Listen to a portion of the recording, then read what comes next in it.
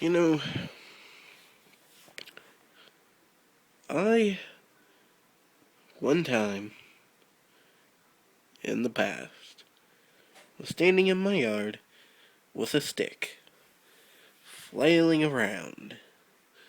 Well, then I seen a bird, and the bird came down, and I thought the bird was going to attack me.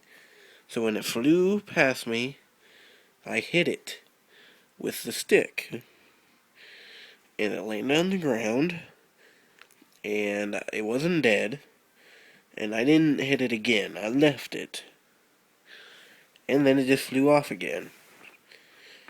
That's it.